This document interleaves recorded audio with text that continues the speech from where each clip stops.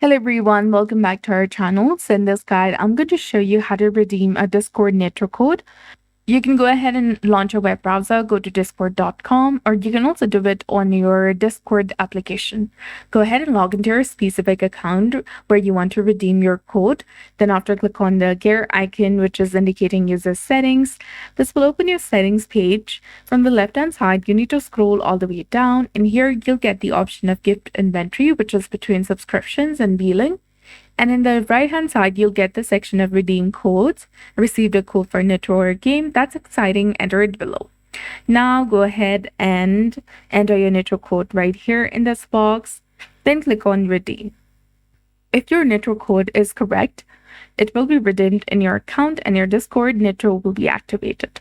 So that's it. I hope you found this video helpful. If you did, please like, share, and subscribe. Thanks for watching. We'll see you again in the next one.